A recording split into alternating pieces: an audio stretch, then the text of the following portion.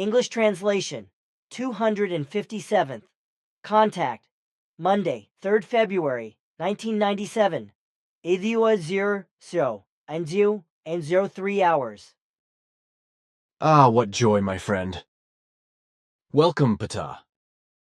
Eduard, I am happy to see you again. Greetings also from my daughters Sim, Ya, Se, and Ptaah. Also Quetzal, Asket, and Nera greet you cordially, as well as all others who know you. I am also supposed to send you greetings, even if you do not know them, and all of them will send you special wishes for your 60th birthday. Thank you very much. It is new to me that you have special wishes for a birthday, but you are never safe from surprises. It is true that we usually do not show obligation with such wishes and congratulations. However, it was decided by us that in this, simply in your case, we should do so, which is why I also express my congratulations and best wishes to you. Again, thank you very much. I appreciate the honor, and please, pass on the words of my thanks to everyone. I will gladly do that. May I ask you right now what is going on with the transmission gate? Is the technology soon so advanced that it works, or is everything already perfect? No, unfortunately still not. It is going to be a long time before everything really works fine, and there is no danger of a malfunction. Too bad. I thought that I could visit Simyase soon. Maybe also Quetzal, who said years ago that he would come back soon. He has not forgotten that, my friend. If all goes well, he will keep his promise this year. I would be very happy. I soon do not know if I can remember his face at all. But may I now present you with my questions that have accumulated during your absence? We can discuss all the private things later. Of course. Thank you. Ah, now the phone is ringing. Wait, I have to take the call, because Ava is busy in the living room over there with our little daughter Selena Mercedes and cannot leave. Short telephone conversation with Marianne Schmeling in America. Excuse me, Pa. It was Marianne Schmeling from America. She congratulated me on my birthday. And precisely because of America, I wanted to ask you a question that you have already had answered by Florina. You just spoke on the phone about Ava and your daughter Selena Mercedes. I am completely uninformed, because Florina did not tell me anything about it either. I was absent for 9 months and did not receive any information worth mentioning, so I was of the opinion that nothing special had happened, otherwise Florina would have reported this to me. What is real now? I simply forgot to tell Florina that Eva was pregnant, so she could not know anything, because you were the only one operating the control disk in which everything should be stored. I have not had a chance to retrieve them yet because I am coming here straight from Era to you. All right, I will explain everything to you then. As you know, my wife maliciously left me in 1994, and since then has also been working maliciously against me and my mission, especially together with the Basel wannabe UFO expert BL, who also calls himself a journalist, as well as with the former FIGU members HR, E, TK, and BJ2, who all live in Munich or in its closer or further surroundings. My wife, as well as HR, were present at several of your demonstrations, so they saw your ships and heard their sirens high in the sky, which they deny today. Today they actually deny all their experiences in this regard, whereby HR and his like-minded cronies, who all pretended to be my friends for years, together use my Andromeda energy ship photos for forgeries in order to prove that my photos are also forgeries. Now, since my ex-wife has left and I am still in legal proceedings with her because of the divorce, Ava and I have come together in a life partnership from which our little daughter Selena Mercedes has emerged, who was born on 18.1/97. This is very good news, my friend, of which I really had no idea. I cordially offer you my congratulations and rejoice with you over your offspring. I am sure I can also congratulate you on my daughters Simyase and Plaja, as well as Quetzal, Asket, Nera, Taljda, Manara, and all the others, who will be as surprised and delighted as I am myself.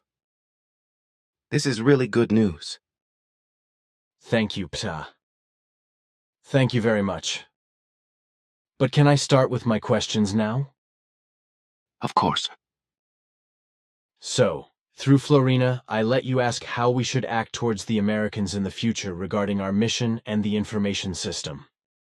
You have let me be informed by her that we should keep everything simple as before and not make a special effort to build anything up in America, because this is not our area of responsibility, but that of the Americans themselves, who would have to do everything themselves, including for all translations of our writings and books, etc., into their own language, whereby they would also have to take over the printing and distribution of these on their own initiative, including the financial issues, etc., which arise.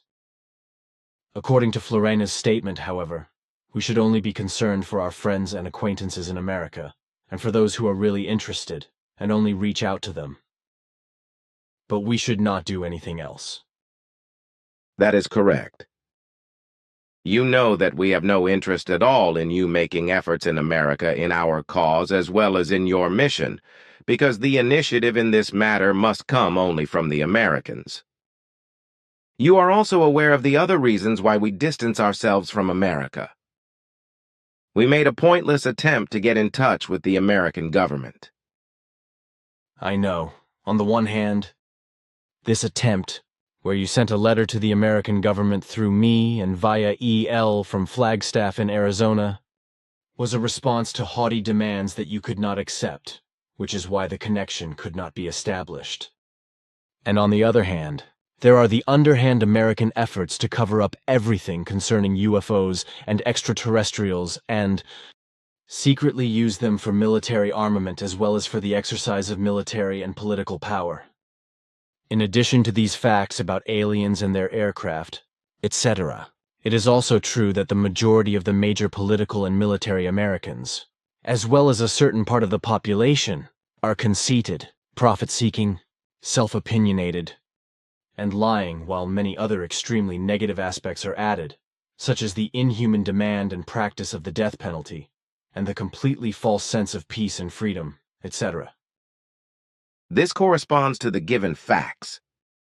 You should not make a special effort for America out of the mentioned and many other negative facts, because these people are by and large not yet ready for the truth in the form that it could be applied in an honest and positively beneficial manner. The level of responsibility of the great mass of Americans is still formed in such a manner that everything and anything is applied negatively.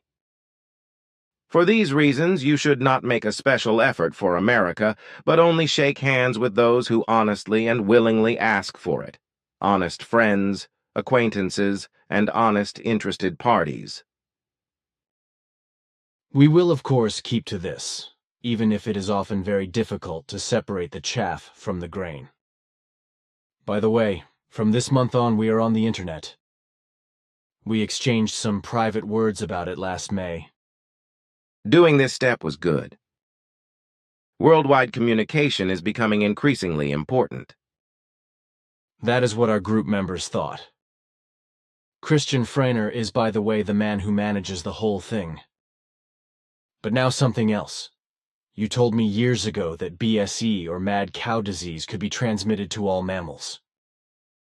That means all mammals as well as humans, no? Yes, that was the meaning of my words. Good. Now the extended question. Can the species barrier be broken at any time in this relationship? Yes, if an infection takes place in some kind and wise. What about non-mammals like fish, birds, and chicken birds, as well as lizards, etc.? No, not in one of the known forms. Nevertheless, all life forms can be affected by a brain disease that has certain similarities to the actual prion disease, and can be described in a broader sense as originating from it. The symptoms that emerge are generally very similar to those of prion disease. However, we have only had this insight since 1995, and it is estimated that years will pass before scientists will recognize this fact. As far as I know, the prion disease changes from life-form genus to life-form genus. You told me that in our last conversation. That is indeed so. Each time a species barrier is overcome, a pathogen change occurs, which makes it possible for another life form to fall ill after all. A quite common affair. Could we learn more about it? On the one hand, this would be too extensive, and on the other hand, I am not allowed to give any official information about it. Because of the directives? Yes, that is why. Well, then something else. You probably remember recommending that I remove the so-called wedding cake ships photos from the albums after my ex-wife with HR and BL, etc. slandered the pictures as a barrel-lid ship, etc. Is it now necessary that the photos remain removed from the albums after I've published an appropriate flyer and an article in Bulletin number 10, as you can see here? This is the flyer. Thanks, I will deal with it later. You can share the pictures. Also good. Here is also the new bulletin, just the 10th one. I also thank you for that. Let me know how you feel about it when you have read it. Of course, I will give you my opinion, but I am sure you did everything right. I think that you said everything that needed to be said and explained. I was asked what Tito, the dictator of the former Yugoslavia, actually did with his enemies. Do you know anything about that? Yes. Tito maintained several concentration camps in which humans who were hostile to him or his state were imprisoned and pathetically abused, resulting in the deaths of many. A total of around 470,000 people were detained in these camps. But as far as I know, no one has ever heard of that. That is right. Everything was concealed, and still today everything is largely unknown. Only a few initiated circles have knowledge of these earlier occurrences. These initiates also include journalists who, however, do not make much effort to uncover the atrocities committed in the internment camps at that time. Even the fact of the existence of the former detention camps is concealed, for whatever reason. They can be very diverse, ranging from politics to financial profit in the form of silencing money, etc. That probably has its correctness. That is also what I am thinking. But now the next question. On the 17th of July, 1996, a jumbo jet, a Boeing 747, exploded shortly after takeoff in New York or something like that, and crashed into the sea, causing about 230 deaths. Do you know anything about it? Certainly because such incidents are recorded by our surveillance aircraft. Florina also informed me about this unfortunate incident. But why do you ask? Simply because I am interested in why the plane exploded. The Americans made several statements, but we do not know if one of them is correct. I can give you information about that. Of course, the Americans want to hide the truth and avoid it by some flimsy explanations, because it is their own fault that the misfortune happened. The truth is that the U.S. Navy fired a defensive missile at the plane and was hit by it and caused to explode. Whether this happened intentionally or unintentionally could not be clarified by us yet, but it seems to us after the past investigations that both possibilities must be considered. Why is that? It is actually still too early to talk about this. But what reason could there have been to sacrifice so many people? An espionage active person who, to our knowledge, was aboard the plane and carried important knowledge, but who had escaped the American Secret Service. There is no doubt that this person was on board, but it is still unclear whether it was intentionally shot down as a result. It is possible, however, that so many people were sacrificed because of a single spy. But our investigations will show whether this is really true. That would really be terrible, if that were true. But in political, military, and Secret Service contexts, much worse crimes have already been committed in which thousands or even tens of thousands of people have lost their lives. Just think of the radioactive contamination tests carried out by the Americans and the British, etc., which have killed thousands and thousands of people, which of course has been concealed. And just because of the concealment, I have written an article here, if you want to read it briefly. Ah, yes. But first again, a question concerning the suspected spy in the crashed plane, whose flight information was designated TWA 800 to my knowledge, and which, to be more precise, crashed in Mauritius Bay off the coast of Long Island, where UFO activities have been recorded for quite some time, as I take from my note here. I would now be interested to know in what context the espionage activity was supposed to have been, military or economic. Our findings so far have shown that the person in question had secret information of a military nature. In relation to various incidents involving unidentified flying objects in the Mauritius Bay area, etc., and in relation to the so-called Brookhaven SDI experiments. Whether the plane was deliberately shot down because of this spy, in order to silence him in this manner, is only one possibility, because another is that everything was an accident, although it is undoubtedly certain that the U.S. Navy launched the missile. But there is another possibility, which we also have to consider, and that is that the aircraft was probably detected on the tracking equipment of the U.S. Navy, but was considered as a so-called UFO, whereupon an order to shoot it down followed. And we have to consider this possibility even more than the one with the spying person. But I cannot tell you anything more about it yet.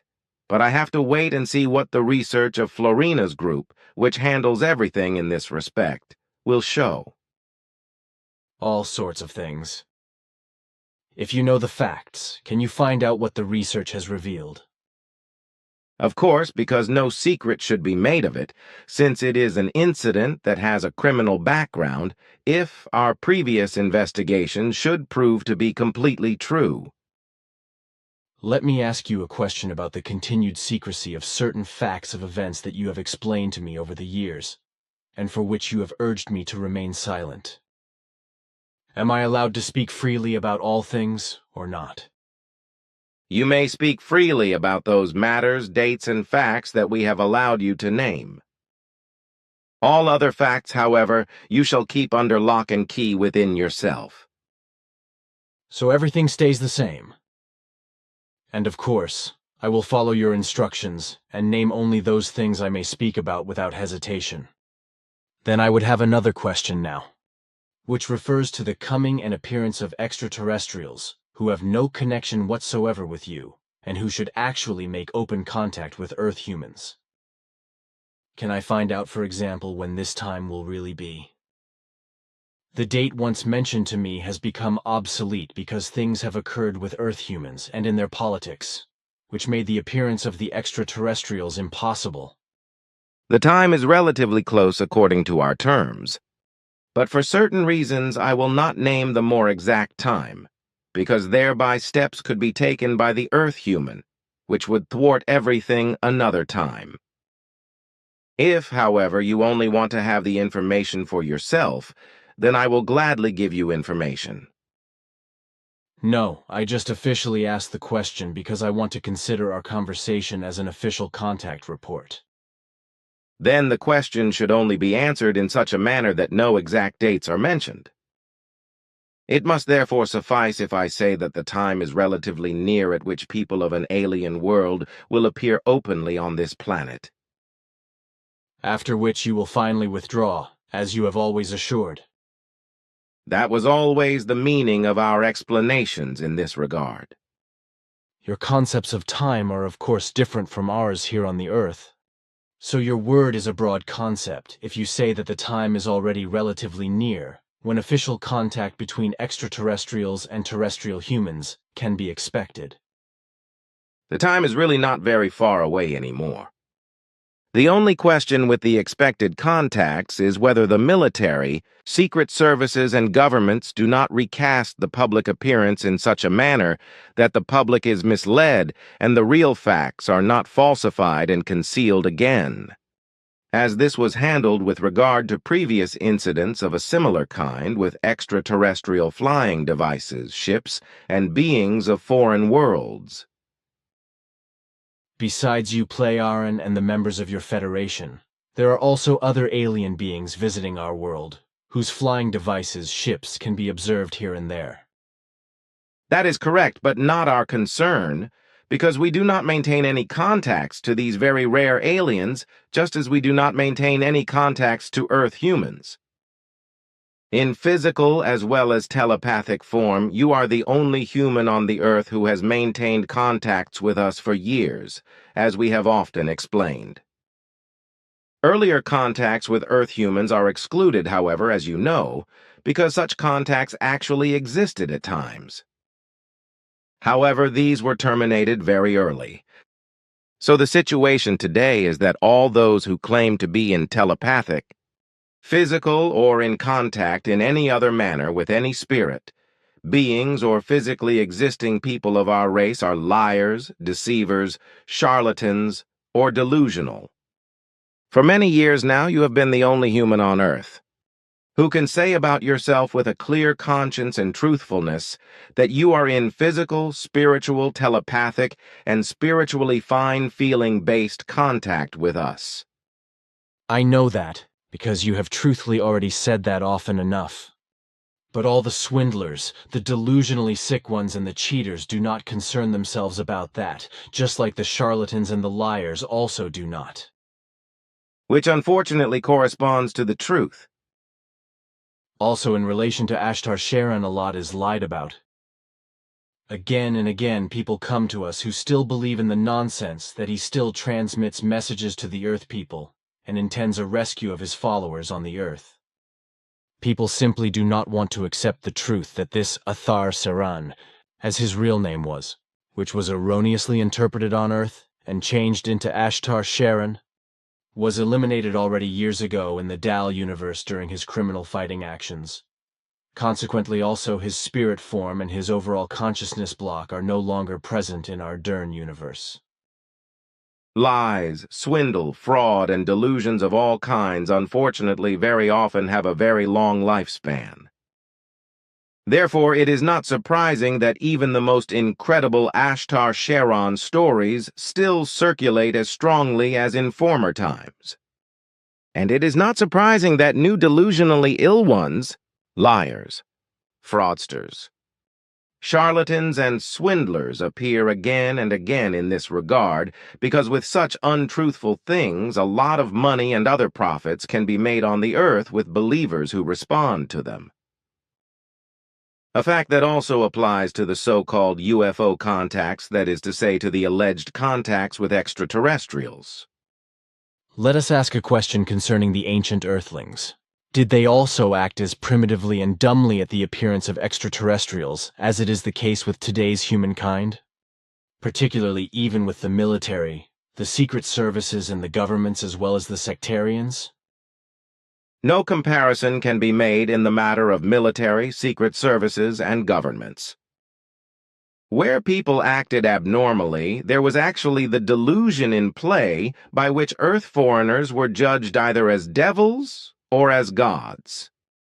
In military, secret service, and governmental respects, however, with few exceptions, no aggressive machinations were common regarding the Earth foreigners, which unfortunately has changed drastically in modern times.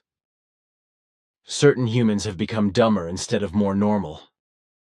In a certain regard, you are right. But let me read your article. One moment, please, before I forget. The Earth foreigners you mentioned, who are supposed to contact Earthlings in the near future, do they have any knowledge about you and your dimension? No, in no wise. They will have neither knowledge of our presence here nor knowledge of our home dimension and our home worlds. But we will not make ourselves recognizable to them either. Then here are some questions I would like to ask you before you start reading the article, if you allow me. Of course. Thanks. Again and again the question arises whether Petrus really was the first pope. I know that you have already informed me about this at an earlier time and explained that Petrus never held the papal office. This statement of yours, however, has never been recorded in writing, which is why I am now once again officially asking you for the answer. It has its correctness with what you said. Petrus never held the office of pope. And what is it about the Vatican's claim that Petrus's skeletal remains were found in the Vatican or something? This assertion corresponds to a deliberately created lie, because the mortal remains of Petrus were then cremated by delusional Christian enemies, because they were of the belief that he could return. The matter with the found skeletal remains can be clarified by the fact that they belong to a man who was a church servant during his lifetime, who had to maintain the church buildings and ensure order. I know that you take a positive view of genetic engineering, which here on the Earth is usually simply called gene manipulation. But would it not be possible for you to clarify your point of view once again for this contact discussion? Of course I can. Genetic engineering is an evolutionary factor that cannot be stopped by terrestrial humans. The advent of genetic engineering, which can actually be called gene manipulation, is a compelling factor in development. Therefore, it is completely nonsensical to want to take steps against it to prevent this progress. But whoever does this, nevertheless, is not master of their mind, or they are an evolution querulant. Genetic engineering or gene manipulation is not only a compelling factor of development, as I said, but a necessity, on which even large parts of the future of humankind on the earth and his or her existence depend. Instead of taking dubious and disturbing steps against genetic engineering or genetic manipulation, it would be right to think about the really positive use of this technology so that it can be researched and operated openly, before further secret experiments are carried out through negation and thus disaster is conjured up, which will be an inevitable consequence if the Earth human does not soon come to insight through reason and real knowledge. Thanks. Now here are the pages of the article. I would be interested whether you have yet some statements or remarks to make about it that I could use to expand on, or whether I should leave it all as is. However, I do not find an expansion absolutely necessary, but if you recommend it, then I would be happy to do this. But now read first one time, and if you think that it requires yet further explanation, then tell me. Extraterrestrials. I am often asked whether then only the Pleiadian come to Earth as extraterrestrials. Naturally, that is not the case, because there exists yet various other extraterrestrials who fly into terrestrial airspace and can also often be observed. They are, in part, members of the Pleiadian Federation, who cannot, however, be counted as foreigners who stem from planets and solar systems that have no state of affairs at all with the Pleiadian and their Federation worlds. These foreign extraterrestrials come from the most different star systems, which as a rule belong to our galaxy, respectively the Milky Way, whereby however exceptions also exist, however only very few, in which the extraterrestrials stem from foreign and millions of light-year distant galaxies. There are, however, few like this to note that they can only be spoken of as a rarity. In every case, caution is recommended in relation to the extraterrestrials and contact with them as well as in relation to the observed UFOs, because for a long time not all of that which was said and asserted in this regard was correct. Deceptions can be present during the observations of UFOs, as well as the actual observation of extraterrestrial flying devices, etc. Thus, where dealing with such an observation, it is often very difficult to clear up. Yet, it may be accepted that a certain small percentage of all observations actually lead back to extraterrestrial flying devices, which are seen in ever greater numbers around the world. The majority of the observations do not, however, correspond to reality, but rather touch upon imaginations and such like. That many times are only the consequence of certain science fiction films, etc., that would arouse the susceptible humans to fantasies through which they then see or experience imaginary things in the sky that have nothing to do with reality. And just these imaginations, that often extend to real vision, are very plentiful, but this should not prejudice the facts and mean that all observations are of this kind, because there actually are still enough cases of UFO observations that undoubtedly rest upon such really occurring extraterrestrial and partly also other dimensional flying devices which have nothing to do with the Pleiadian Pleiaren and their confederates, rather they belong to other worlds and civilizations.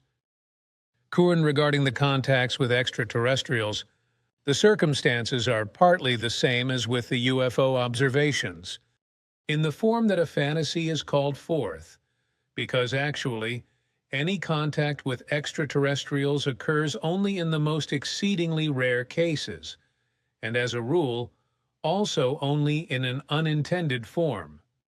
Intentional extraterrestrial contact with Earth humans would normally be taken up only most rarely, whereby the so-called examination contacts predominate, whereby the Earth humans would be abducted for examinations, respectively, analyses, and hauled into spaceships.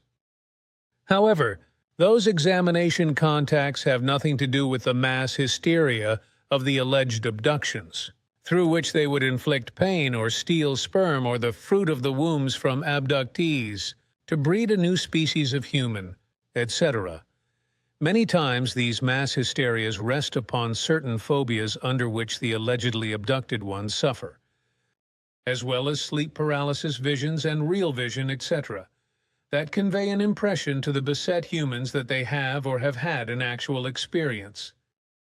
But there are still all of those who assert that they maintain physical or telepathic contact with extraterrestrials, mostly connected with religious, sectarian, delusional teachings and assertions that withstand no reason.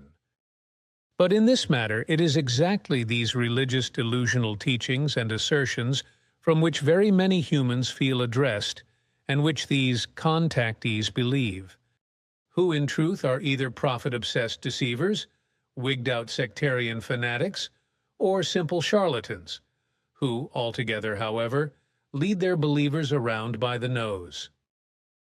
Thereby not to be forgotten at any rate are the chronically delusional who suffer from some form of schizophrenia or simply imagination.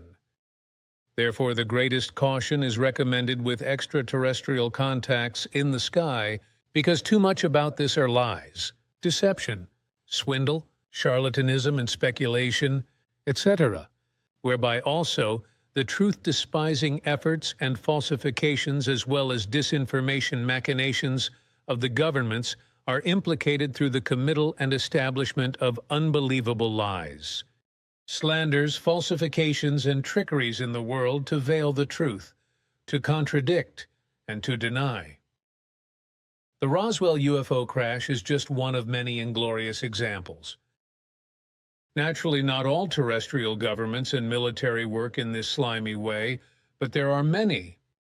And they get ever more difficulty from those peoples who are really interested in the UFO clarification and the events connected therewith, as they turn the heat up under the governments, the military, and the secret services. The time, namely, presses ever more, because ever more UFO incidents take place, and also pure UFO observations increase ever further. So the responsible ones use their lies, defamation, and denial ever less, whereby they apply a new obscuring technique to keep the actual existence of extraterrestrials secret as well as their visits to the Earth. Their new method is to demonize everything that has to do with UFOs and extraterrestrials.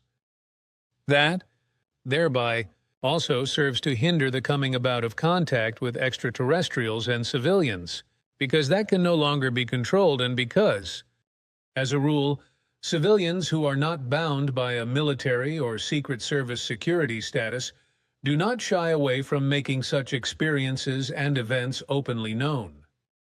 But such open information is exceedingly uncomfortable and even exceedingly dangerous for the governments as well as for the military and secret services, etc., as their power structures could become shaky.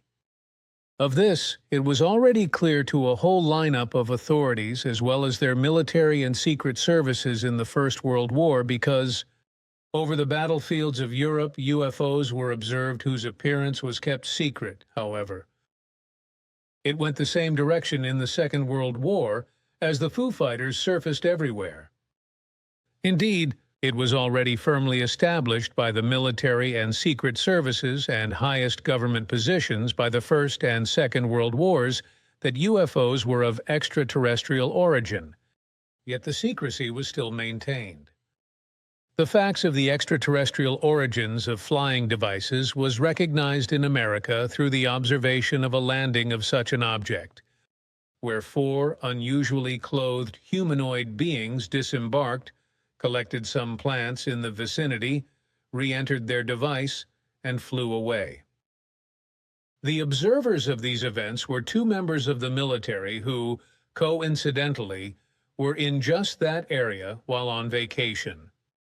Both reported the event to the nearest military facility, allowing the secret investigations and clarifications to proceed, as had already happened in other similar cases that preceded and also subsequently occurred even more.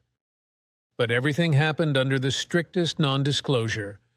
As the Pleiadian Ptaah have affirmed, so the public received no knowledge about these incidents whatsoever, as neither did the main body of the governments, the military, and the secret services. It was always only the very highest positions and officials who were privy to the secrets. And it was also these humans who even then concerned themselves with and worked out concealment tactics to deceive most of their subordinates and the entire population. It was to be avoided that, on one hand, everything would be known, and on the other hand, that those not in the know and not sworn to secrecy or even civilian personnel could have contact with extraterrestrials. Therefore, a possibility was sought to place fear in humans in relation to the extraterrestrials so that no contact would result from a possible landing or from a crash of extraterrestrial devices. Naturally, already in those times there were civilian observers of UFOs, but if this was to be avoided, there would still be fundamentally nothing given recognition in the open media. They also led the population to believe that these strange flying devices were their own secret flying machines, which were just then undergoing initial testing. Therefore, the humans, already at that time, were knowingly being led into the dark. Silence was maintained regarding what the UFOs effectively were, namely extraterrestrial and partly foreign dimensional, interplanetary flying devices controlled by crews foreign to Earth. Naturally, in those days, the flying devices were not yet called UFOs, but were given other names. But that does not diminish the fact that already after the outbreak of the First World War, in 1915, the American President Woodrow Wilson ordered a non-disclosure in respect of extraterrestrial flying objects and decreed measures to cover himself with what had been written. The consequences of this unofficial, secret edict, of which also U.S. Presidents Warren G. Harding as well as Calvin Coolidge, Herbert Hoover, and Franklin D. Roosevelt, whereby especially Roosevelt, were finally the driving power, was that the angst for extraterrestrial conquerors would be incited to panic, and indeed through a perfidious machination, together with the Secret Service, through which book authors would be threatened with death in order to start an extremely effective horror scenario.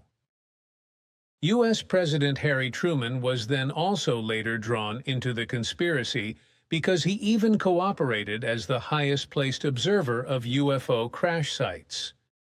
However, things of this kind were not only happening in America, because also in Russia, as also in other countries, people were becoming attentive to the UFOs and secretly held the view that it must concern extraterrestrial flying devices, even when, always again, meanwhile, voices from the uninitiated grew loud in Russia as well as in America that these thereby dealt with new kinds of enemy aircraft. Party leader and dictator Joseph W. Stalin was, for example, like various U.S. presidents, at different times an observer of UFOs, from which he was quickly convinced, despite the angst for the new flying machines of the Americans, that it dealt with intelligences foreign to Earth. One fact that he, however, never made openly known, as also happened with the fact that practically every UFO observation in the Soviet Union fell under secrecy provisions. The darkening, slandering, and obscuring machinations of many governments, militaries and secret services, etc., of different countries began therefore already very early, and indeed much earlier than would be generally accepted by the real UFO researchers. According to the explanation of the Pleiadian Pleiaren, however, especially the Americans lead in this respect, whereby these were also those who held the proof of the existence of extraterrestrial flying objects tight in their hands already early, and indeed not first since the Roswell case. Truly, already earlier the Americans had parts of wreckage from crashed extraterrestrial flying devices fall into their hands, as well as mutilated extraterrestrial corpses, which, however, fell under the strictest non-disclosure and whereby, as the Pleiadian Pleiaren explained, also undesired UFO crash and UFO recovery observers, as well as recovery workers, were erased or forced into silence under the gravest threats. But that was not enough by far, because the longer the UFO appearances in the New Age were observed, the more secretively these were dealt with, and indeed not the least on that account, because the arrival of the extraterrestrials and the enslavement of the terrestrial humanity through the invaders was feared by the American government and their military as well as secret services. And so that the population should be left in ignorance about the truth of the existence of extraterrestrials. Nevertheless, however, that fear must be developed in the peoples against the extraterrestrials, out of which a far-reaching hate must be established against the invaders, and, thereby, once again a defensive rage steered by hate should result. The U.S. presidency, as well as the leading officers of the military and the secret services, etc., came upon a psychologically sophisticated idea to work out a horror scenario in extraterrestrial matters and to start it in such a form that not only America would be seized by it, rather also great parts of the rest of the world. This scenario should be configured in such a manner that once angst and panic should first break out regarding extraterrestrial invaders, thereafter they then spread further fear and hate far, and could spread it over the world, and indeed also then, when it would be officially recognized, that it all only dealt with fiction and therefore a poor utopian piece of work. Thereby the psychological trick would be established, that when once fear is sown, then from that yet greater fear, and finally also panic and hate must develop, that follows itself further, always spreading out farther. A fact that was already known then and also today, yet would be practiced again and again over the whole world in different relationships. And exactly angst and terror were necessary, according to the view of the responsible ones, to incite the population against the extraterrestrials, and to prevent them from coming into contact with them if the opportunity should present itself. Through this perfidious and fully thought-out psychological machination of the highest government authorities, as well as the military and secret services, It also should be avoided that at any time, any one of the people would gain admission to the extraterrestrials if the opportunity offered itself. The responsible ones not only had fear of a peaceful extraterrestrial official or unofficial landing and contact initiative, but they also feared an invasion. And because an official or unofficial extraterrestrial appearance and effect on the Earth was not compatible with the religious philosophies, since 1915, Pope Benedict XV, 1914 to 1922, as well as Pius X, 1922 to 1939, and Pius XIV, 1939 to 1958, would also be drawn into the entire conspiracy. Also, certain Jewish dignitaries were enlisted in this, who even at that time in America had quite a bit to say and had a voice. In the most secret of missions, it was therefore resolved to create a horror scenario which would agitate the population on one hand, who, however, should be left in ignorance of the truth of the existence of the extraterrestrials who already maneuvered in terrestrial airspace and also landed sporadically on the Earth, as it has been established from secure sources, and through that, on the other hand, that fear and hate be sown against the strangers from other worlds. The mean and slimy trick was in and of itself simple. A radio broadcast should be transmitted that on one hand spreads angst and terror of the extraterrestrials, and on the other hand should also strike very far and as much as possible worldwide circles. To this end, through American Secret Service agents, as well as through the responsible superiors of these positions of duty, as well as the government and militarily, suitable authors and works were sought, which could be exploited and used for the perfidious machination. It was U.S. President Franklin D. Roosevelt, President, 4th March 1933, 12th April 1945, who quite personally, however, sought out the science fiction work of Englishman Herbert George Wells, who as an author, in 1898, brought out a work under the title War of the Worlds. In this episode, American Secret Service agents made contact with Wells and beseeched him coercively to adapt his work to a radio play. But the man himself did not feel in a position to do this, so he suggested chartering a young American author of his acquaintance, Orson Welles, who would certainly be suitable. Under threats of death, H.G. Wells was obliged to lifelong silence, after which, then in America, the still young Orson Welles would be coerced by the Secret Service people to refashion H.G. Wells's work, War of the Worlds, into a realistic-seeming horror radio play. Out of the science fiction novel Wells wrote in 1897 and published in 1898, such a work that broadcast on the radio would release wild panic and angst, as well as hate for the extraterrestrials. The work, in which extraterrestrials, formed unlike humans, and of monstrous and evil nature, land on the Earth and cause trouble and destruction, was exactly that which had been hoped for by the responsible ones of governments, the military, and the secret services. It is no wonder that as a result of panic breaking out, there was quite a number of dead.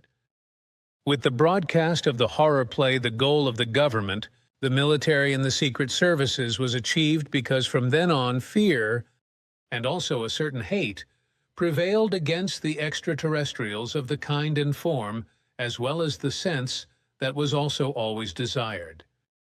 And exactly that has remained that way until today, and even still spreads out, because fear and hate would again always be newly stirred up, and the American Secret Service powers, etc., are especially proficient in doing exactly that. Were that not enough, that they, and certain also determined government and military powers, financially support and demand contrafilms against the extraterrestrials?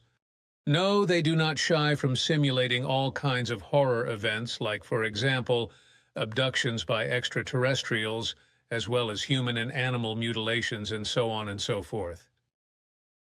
They are also not inactive in matters relating to the falsification of crop circles, and indeed in the most differing countries. Naturally, in respect of all these things, there are also charlatans, deceivers and swindlers and every other sort. Yet the Secret Service machinations are probably indeed the worst, because it is precisely through these that disinformation is established, through which the genuine and actual events in this regard are bedeviled and made laughable. Scarcely anything is known about exactly this, as everything runs so secretly as it always has, and as does the actual story of the radio play of War of the Worlds by Orson Welles. And the danger exists that something could not be held secret.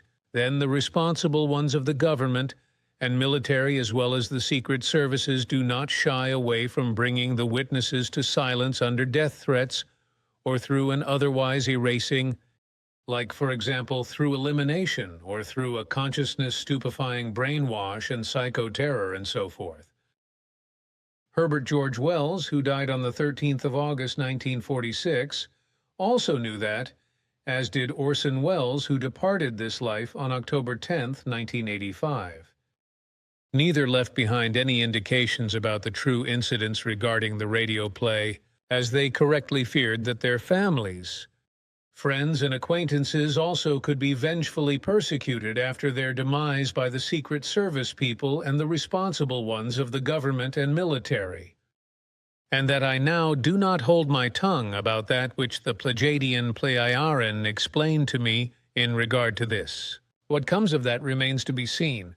The nasty machinations of the government, military and Secret Service people in respect of the demonizing of extraterrestrials have increased ever more since 1938, indeed slowly and successively, thus, however, all the more incessantly and expansively, until in the 80s, essentially, the greatest machination for the bedevilment of extraterrestrials began, through a shifty structure in the fashion of the Secret Service, as well as miscellaneous UFO and extraterrestrial enemies.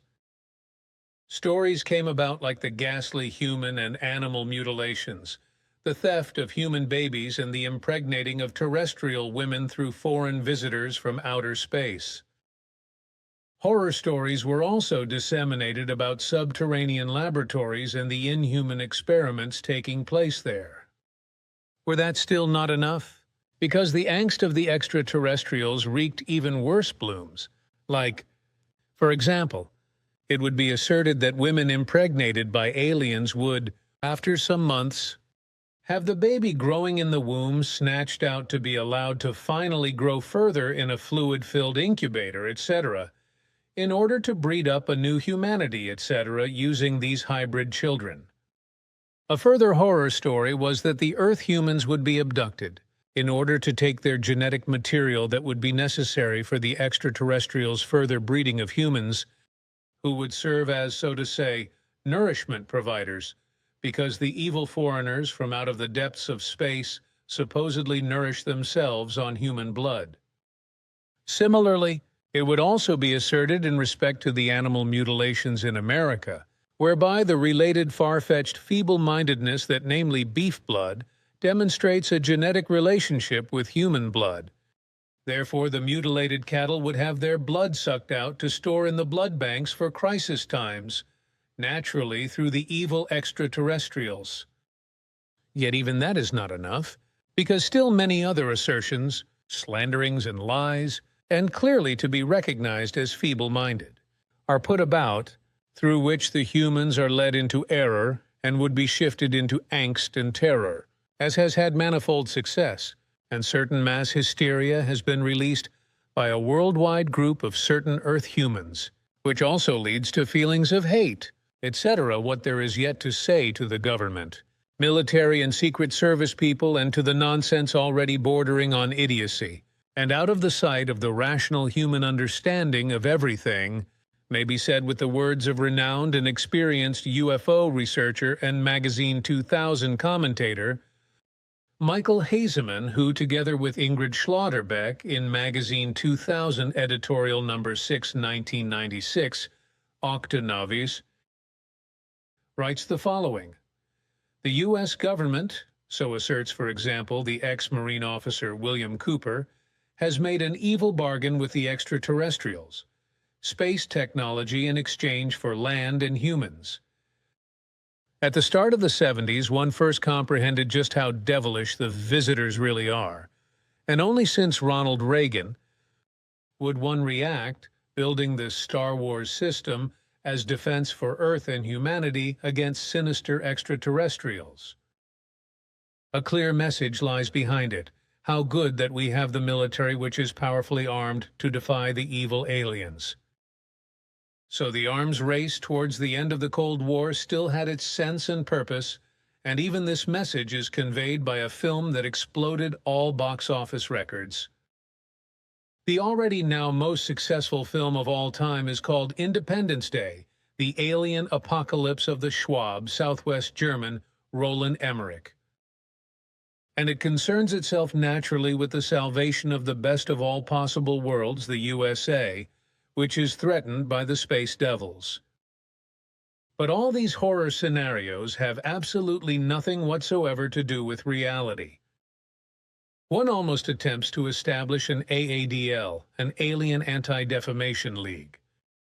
Because in the annals of UFO research there has not been one authentic, that means thoroughly investigated and determined to be genuine, case that points to an aggressive behavior or hostile intentions of extraterrestrials. So to go straight to the most frequent objection, yes, the abductions are perceived as traumatic by many victims. That has different reasons. The entire situation is frightening.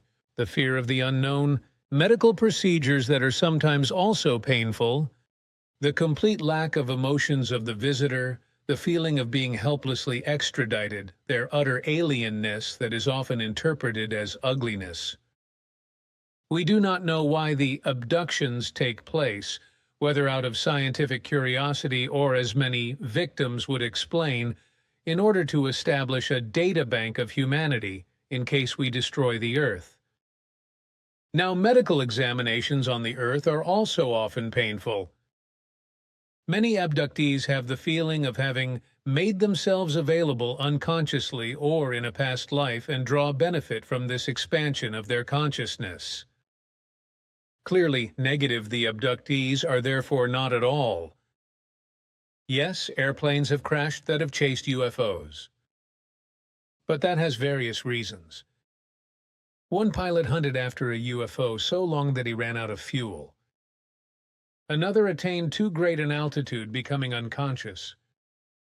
Again, in other cases, the interceptor received an order to fire, but their automatic weaponry seized.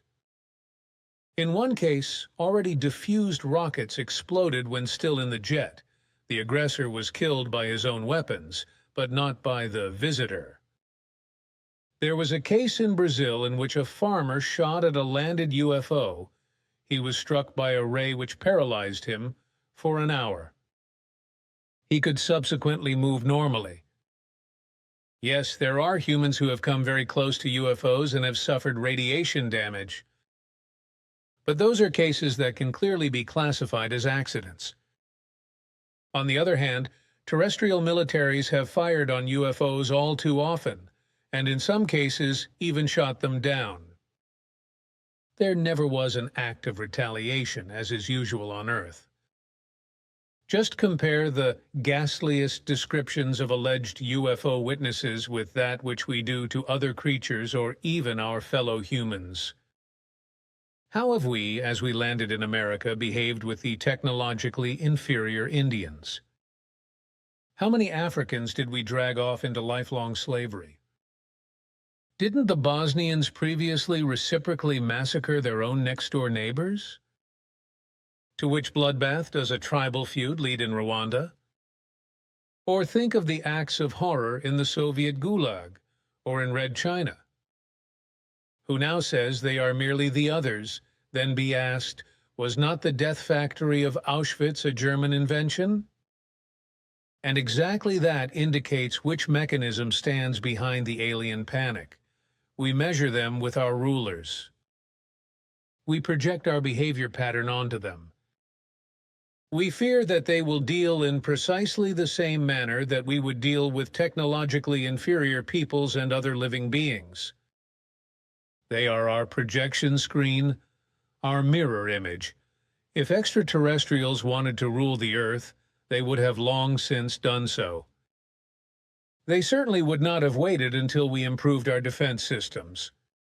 In reality, we are the aggressors, those who greet the friendly visitors with hunter-interceptors and our xenophobia fear of strangers through putting out exo-racist propaganda films, like Independence Day.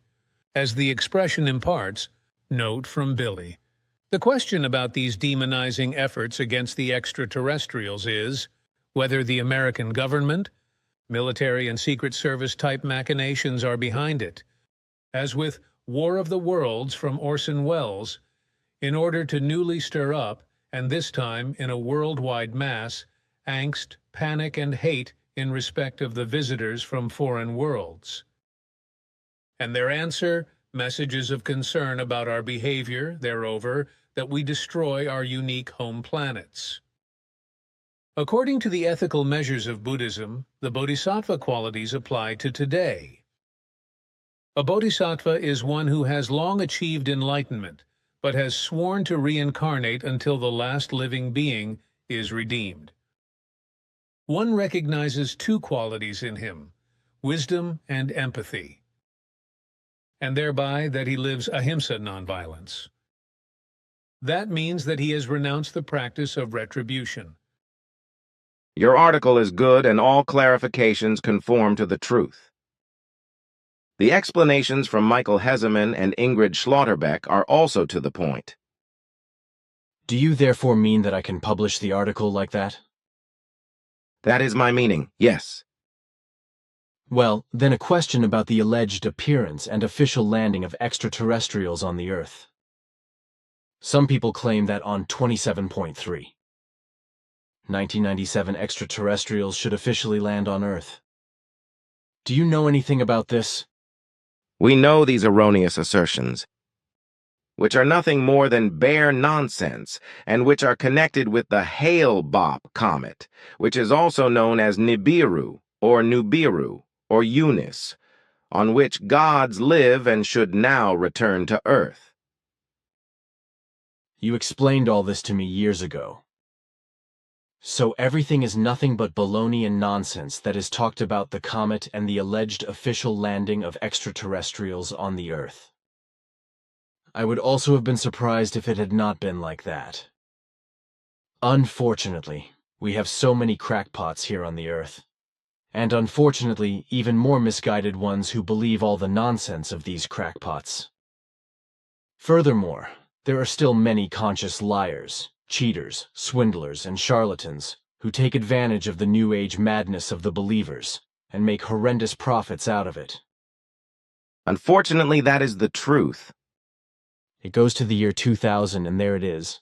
Of course, like at every turn of the century or the last turn of the millennium. The doomsday mood, the alleged return of the dear Jesus Christ, as well as the coming of extraterrestrials, or even of the dear God himself. All nonsense. But since your last visit, a lot has happened with us. Is this fully known to you? No, I am not aware of that, because I have not yet had the opportunity to work through the monitoring records, as I have already explained to you. Well, then read the bulletin and the flyer later. They contain a lot of important information. I will do that immediately. I will also work through the monitoring records. Obviously, a lot has happened and resulted in my absence, as you say. Yes, a lot has happened. But again, a question regarding the Hale-Bopp comet. It is also claimed that this comet is not itself Nibiru, or Eunice, or Nubiru, but that the comet has a planet about 4 times the size of Earth in tow, on which the gods should live and come to the Earth. Another assertion is based on the fact that a huge spaceship with a structure similar to a Saturn ring flies after the comet and steers it, etc. What is it all about? Are there any true things about these assertions? How many such and similar assertions are also based on sheer nonsense, as I explained to you a few minutes ago in the same context? So, also the comet Hale-Bopp has nothing to do with the near appearance of the extraterrestrials announced by you? Of course not. Now I would like to ask what you generally think of the Ron Hubbard or Scientology sect. You call it the right name because it is actually a sect, a rather reprehensible one whose nonsensical teachings have no valuable philosophical content whatsoever. The whole of the teachings, because it is not one, but a manifold confused work of various things, is of no real value but corresponds to nonsense and mischief without equal. Moreover, Scientology is a psychosect in the form of a criminal association that brings great damage and is stupid for human beings. It must be called a criminal organization economically and politically, and is only aimed at bringing economic, political, and religious power and control to itself worldwide. I think that would make our common position clear because we see this sect in the same form. I wonder how long it will last, how long the governments of all countries will tolerate this criminal organization. The Americans are so stupid that they have officially recognized the sect as a church and it does not have to pay taxes. And this only because the Scientologists have found skeletons in the closet with various American politicians, with which they could blackmail them in matters of church recognition and tax exemption. This is true, for Scientologists do not shy away from crime to realize their goals and satisfy their lust for profit and power. This also includes the blackmail of politicians by the authoritative Scientologists, who, according to their Hubbard guidelines, dig around for dirt in the past and in the lives of politicians and their enemies, etc., until they find any facts with which they then blackmail people. I know that. But I do not understand that the extorted or the blackmailed ones let themselves be blackmailed instead of going public themselves and admitting their mistakes or infamies. But the fallible ones are not honest enough to openly admit their mistakes and criminal actions, because then they could lose their standing and possibly even more. But in my opinion, a clear conscience would be worth more than an official standing and so on. That is certainly true, but these fallible ones, as you call them, are not honest and modest like you, so they think only of profit, prestige, public dignity, and their own welfare. And that is exactly what the majority of earthly politicians have in common. But this also includes powerful military, secret service, and power holders of various organizations of a state and private nature, certain police forces and protection troops, etc. According to my experiences, I would like to count there also still certain relief organizations and/or their violent ones, etc. among them. Which, unfortunately, you are not wrong about. It is actually naive not to be able to understand that the fallible ones can be blackmailed and will not go public. This is certainly not the case, considering your honesty and modesty, which results in your incomprehension. Maybe you are right, I do not know. But let us not do that, because I still have some questions unanswered. We were talking about the Americans, who are so contemptuous of people that you do not want anything to do with them. If I only think that through the guilt of the American government as well as the military and the scientists, unspeakable suffering has been brought upon the world, such as through the atomic bomb and through the supply of weapons, acts of war and murderous tests which were perpetrated even on their own people, then everything rebels in me. In the form in which the Americans are misanthropic, not even the beast Saddam Hussein should be in Iraq. But with him, this is surely only because he does not have the same power as the Americans. That should correspond to the facts. If Saddam Hussein had the same power as the Americans, a global war would have been inevitable long ago. That brings me to what I wanted to say about the Americans. We have talked about this before, but I think it needs to be said here again. When we talk about the Americans in this manner, we take it for granted that we only mean those of this people who must be regarded as negative. Of course, there can be no talk of positive Americans when we talk of all the negative things, and therefore of the evils and contemptuous machinations of the Americans. This must be said again and again, because there are so many humans who do not think far enough and want to hang it on us, that we throw the entire American people into the negative pot. So I say again that when we talk about any of these things, we are only talking about all the people with negative attitudes. This applies both to the Americans and to the nationals of all other countries on the earth. It should be understandable to every human being that we never ascribe bad and dark qualities and machinations to any human being, and denigrate them with such, because when we speak of the evils of negative people and peoples, then it is self-evident that we speak only of the thinking and acting and of the evil machinations of those who are addicted to the negative. This should be self-evident and would not have to be specifically explained and emphasized. Unfortunately, this is not the case, because again and again there are voices that accuse us of speaking in the form of nations or peoples, that show everything negative and that are oriented in such a manner that we speak, for example, of Americans or Israelis, etc. From this we are then reproached for generalizing the Americans and Israelis in the form mentioned, and for lumping all the humans of the respective peoples into one pot.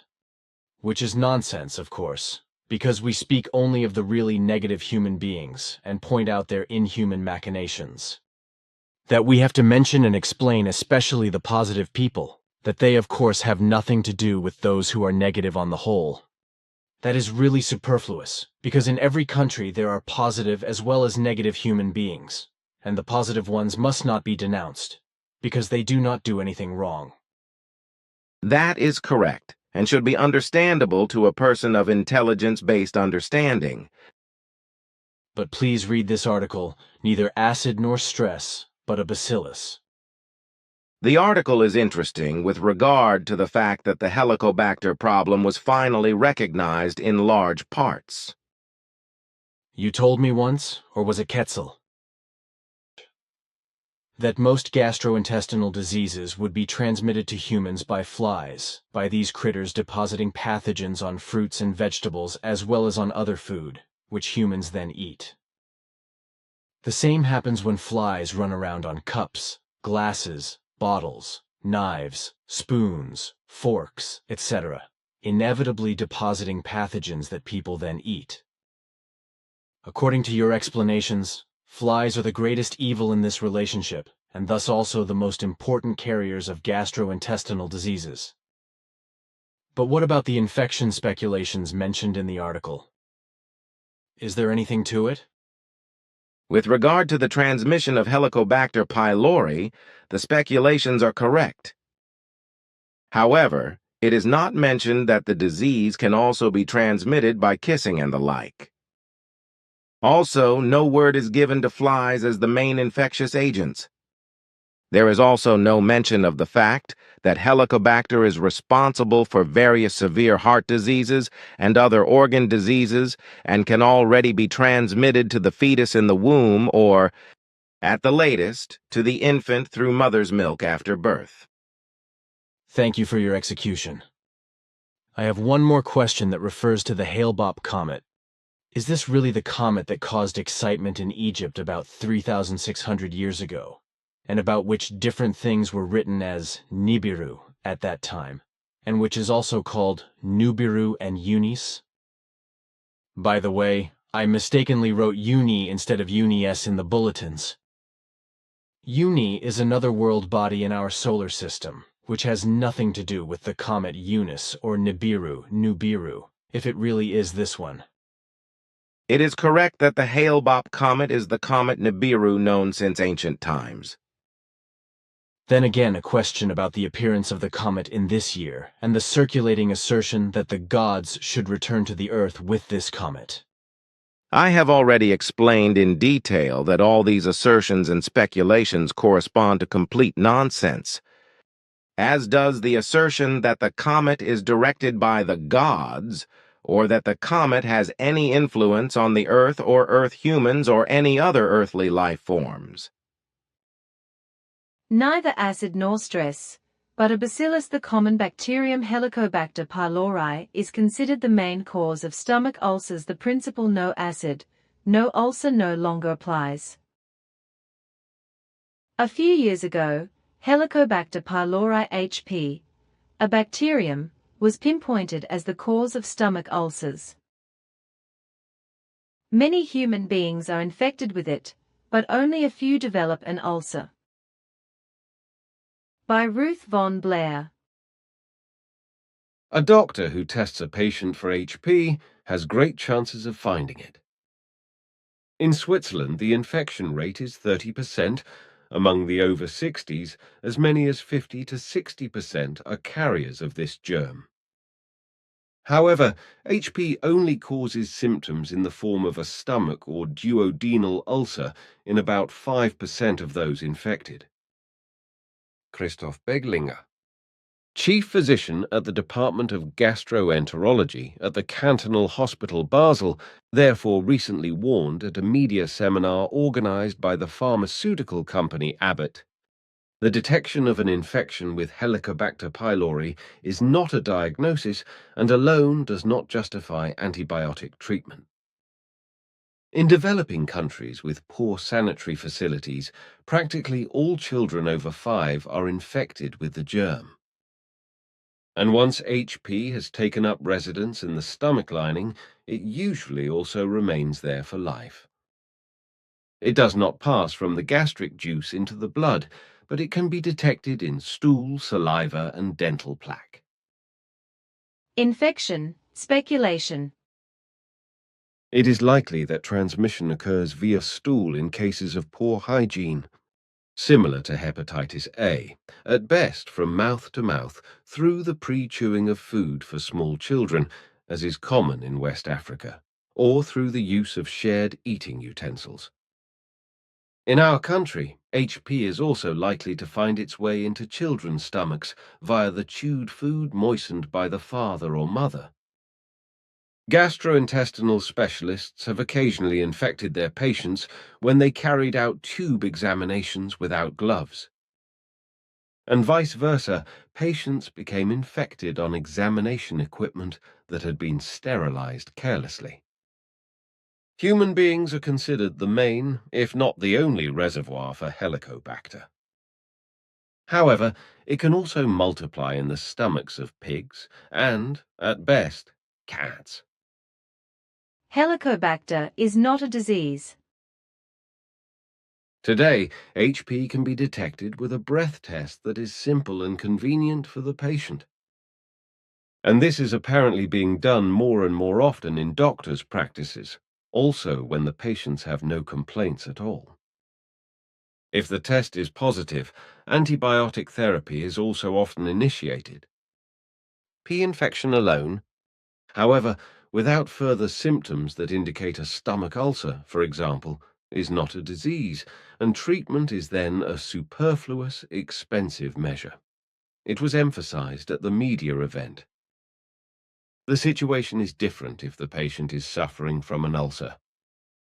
A gastric or duodenal ulcer, however, can only be determined with certainty on the basis of a tissue sample obtained by gastroscopy. In this case, however, the unanimous opinion is that HP treatment is a must.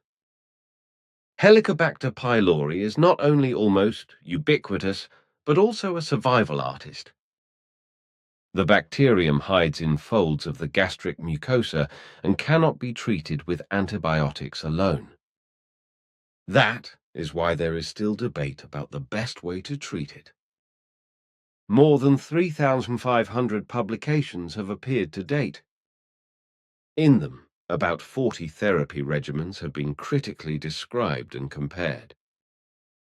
The former sole ulcer therapy with gastric acid inhibitors, or buffers, has been abandoned in favor of a combination therapy with antibiotics.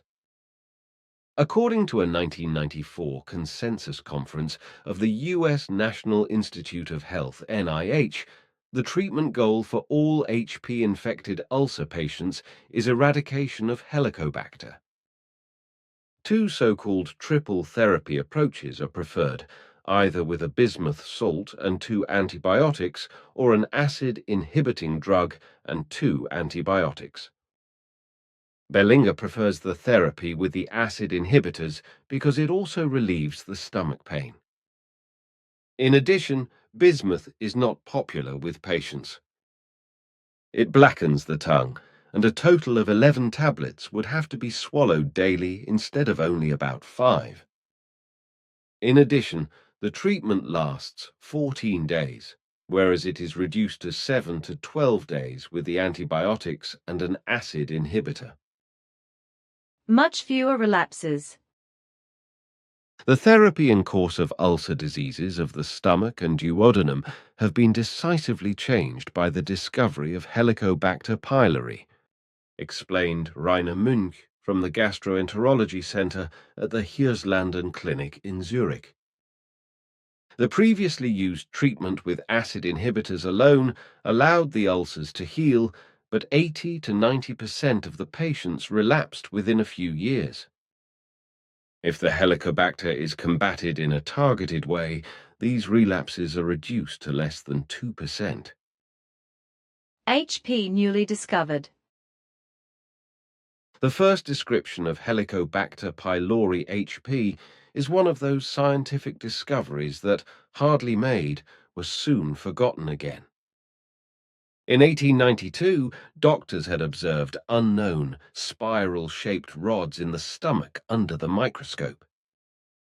But the structures were thought to be impurities. It was not until 1982 that 2 researchers rediscovered the strange rods with their filaments in tissue samples of the intestinal mucosa and identified them as infectious germs.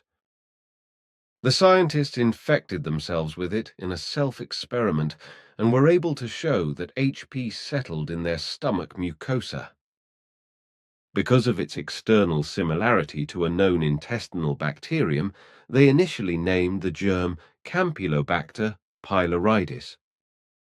Later, it turned out that it did not belong to the Campylobacter family, and they agreed on Helicobacter pylori. HP is one of the few microorganisms that can live in the acidic environment of the stomach.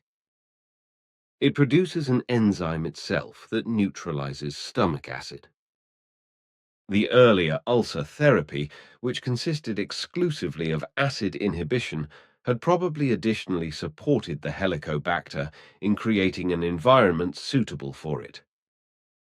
Stress and anger, along with excess acid, were long considered the main cause of gastric and duodenal ulcers. Since the dawn of the Helicobacter era, hardly anyone talks about this in professional circles anymore. RVB, Original Newspaper Article Der Landbote, Winterthur, Thursday, 17th of July, 2003. If any influences occur in connection with the comet in terrestrial humans, then these are absolutely and without any doubt based on delusional and pathological imaginations, which are in no direct connection with the comet. Well, that is clear. But there are other assertions about which thick books are written, and all kinds of things are told. The phenomenon is called photon ring. It is supposed to be a huge light belt of highest intensity, and therefore a photon belt or photon ring into which Earth will immerse itself in the near future, whereby a light era will be initiated on Earth. So to speak, the really spiritual New Age time, etc. For your part, you have never told me anything about such a photon ring, and for my part, I have no knowledge or knowledge of my own. So what is to be thought of everything? These assertions also belong in the realm of absolute nonsense, deception, and charlatanry, for everything is only built on deception for the sake of profit. The relevant facts are well known to us, and we find it frightening that so many people who believe in everything always address these false machinations and fall for them without asking for the real truth or researching it themselves to an appropriate extent. The faith of the Earth humans in such things is unfortunately so strong that truth and reality are simply disregarded and replaced by delusions, regardless of their importance. This already brings us to L. Ron Hubbard and Scientology. What about the Scientology guidelines that exist today? Were these actually created after his death by his cult heirs, as is repeatedly claimed, or were they fundamentally produced in their entirety by himself? First of all, it must be said that this sect is one of the worst on the earth, because it indulges and exists in an inhuman ethic. With this sect, everything is directed towards making the human being cold in feelings and emotions through a deep-reaching brainwashing. The sect guidelines were devised and established in every respect by the founder of the sect, Hubbard himself. Everything is structured according to his meaning and is handled according to it worldwide today. But we have already talked about it extensively several times. I know, but I want to make this report official. Why these things have to be discussed again. But now something else. You know that together with the group members and with Ava's dispatcher, I have been operating the Russia Aid for years, whereby without the financial help and the energetic cooperation of the group members, this enterprise would never have been possible. But now the situation is that the group can no longer raise enough funds to maintain everything. As you know, unemployment, short-time work, and constant inflation also cause us problems, which is why our own financial resources are becoming increasingly scarce. Also with the passive members as well as with the Figu friends, the same problem occurs. Consequently, also from these sides, not enough donations arrive any longer in order to be able to continue the Russia help in the past framework. The same problem also arises with regard to the core group donations for the annual holiday guests from Russia, whom we have been able to invite every year for about 3 weeks. Today we have practically no choice but to restrict everything, which means that we can only send food packages sporadically to Siberia and Latvia, perhaps only every 2 or 3 months for each family. And because of the Russian holiday guests, I guess, it will only be possible to invite them to us every 2 or 3 years, although I tend towards 3 years. We should have talked about this earlier. I know your situation, and I think that parcels should actually only be sent sporadically, within the framework of 4 to 6 parcels per year, depending on your financial situation and the donations for these aid parcels. For the Russian holiday guests, I would like to suggest that you only focus on Eva's letter contact family, which also includes the elderly mother. These are the only persons you should accommodate in your future holidays, but not more than 4 people should be considered per time. I see the reason for this in the fact that this family is the only one who really cares about all concerns. When someone of your group members goes on vacation to Siberia in order to also be active there in our mission. The years of the holidays should, however, be limited, whereby only every 3 years a holiday stay of the family should be realized in the center. This vacation and assistance regulation corresponds also to my sense. Therefore, I will present everything in this framework to the group members for clarification and tuning. As I said before, these issues should have been discussed and clarified earlier. I have wanted to bring this up for quite some time, but because I did not write it down, I forgot it over and over again. But now the facts have finally been clarified. With regard to the Hale-Bopp comet, however, I have another question. The next approach to Earth will be at about 200 million kilometers, that is to say about 50 million kilometers more distant than the Sun, because the Earth-Sun distance is about 152 million kilometers. So it is really impossible that any influences could be effective on the Earth, except those imagined by humans, as you explained. But now my question, the alleged once-in-a-century comet Hale-Bopp, how large is its real diameter without corona and tail, etc., just the lump itself? Do you have any cognitions about this? There was no need for us to measure or examine the comet. It measures 40 kilometers, a very decent chunk. That is what astronomers and those who call it a comet of the century say, perhaps because of its size or because of the bright comet's head. But that cannot be true, because already last year they proclaimed Hyakutake, or as it was called, in the same way, when the comet passed Earth only 15 million kilometers away, with a tail 25 million kilometers long, and with a diameter of 10 kilometers. It is said to have been the closest comet to Earth since 1556, and the brightest since the Western Celestial Body, which burst into 4 parts in 1976. Well, here I have another question concerning the destroyer. Sim-Ya-Se told me pretty much at the beginning of our contacts that the destroyer has been making its mischief in our solar system since time immemorial and destroyed old homeworlds of the Lyrans about 22 million years ago or so. To my knowledge, however, these lay in a different space-time structure, shifted by a fraction of a second to our space and time. How is it there that the destroyer came into our space-time structure after the destruction work with the old Lyrans? The destroyer then broke through a space-time barrier created by the ancient Syrians, as we still use it today, but in a modernized form, as you would say. At that time, these passage or dimensional gates, as we call them, were constructed in such a manner that they opened as soon as any object approached. This also happened as the destroyer approached, which through unfortunate circumstances came to one of these dimensional gates, shot through and entered this, your space-time continuum, then found its way into this solar system. Today, this would no longer be possible. Because our passage gates from one dimension to another, or to the Dal universe, have already been constructed and secured for several million years in such a manner that they are probably constant in one place, but only open in response to very specific impulses emitted by our spacecraft. So today it would no longer be possible for a world body to pass unintentionally through one of our many dimensional gates. And since when do you have this safeguard? I already explained that. Of course, for millions of years. Right. And before you ask, the development and construction of this safeguard took place as an urgent need after the incident when the destroyer of our ancestors was unintentionally able to change from one space-time structure to another. Damage makes one wise. That is what we say. A word of meaningful correctness.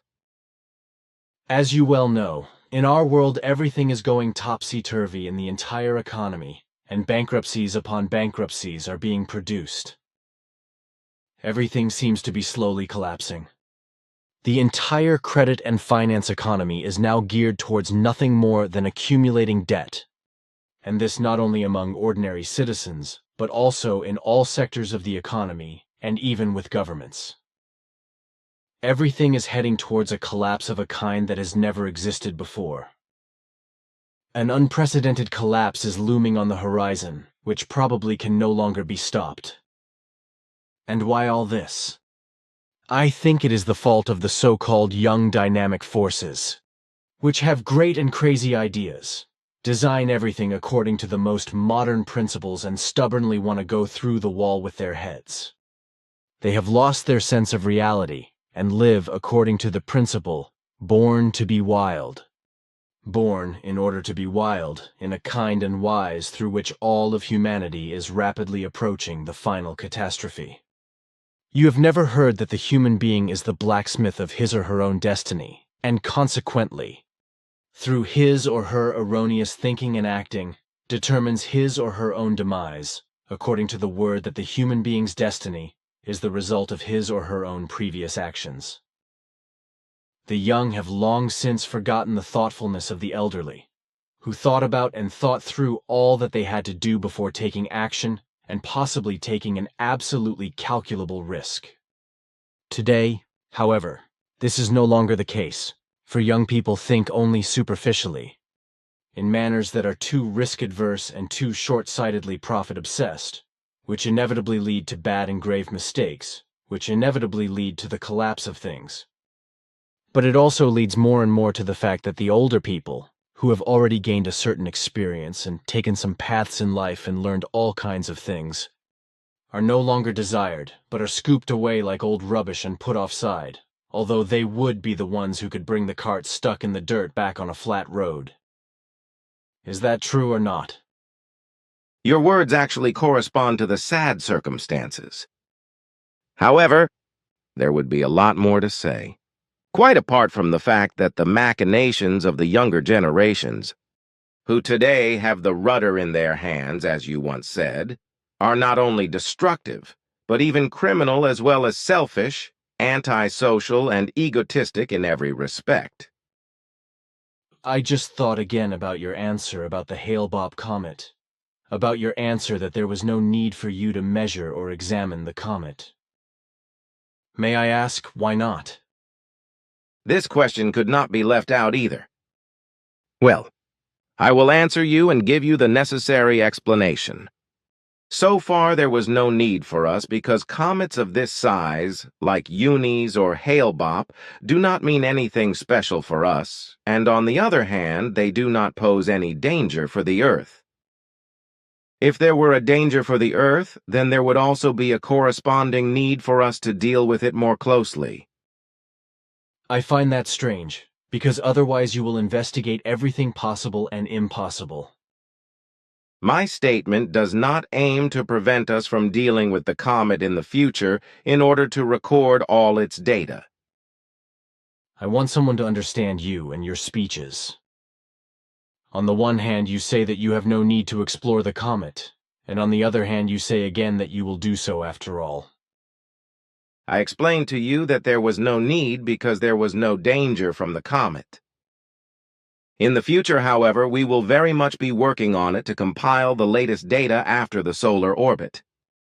We have old records of Comet Eunice, when it last penetrated into the area of the Sun and could be observed very well from Earth, which caused fear and horror as well as fantastic speculations among Earth humans, but such records are no longer relevant after a Sun passage, but must be renewed because many changes arise which can only be noticed when the comet moves away again from the near and far area of the Sun. So then you could give me a more exact size with regard to the comet. Such information would not be relevant, but if you are really interested, then I can find the necessary data from the old records until my next, or visit after the next, visit, and then give it to you. I would really be interested in that. Then I would only have purely private things left to talk about with you.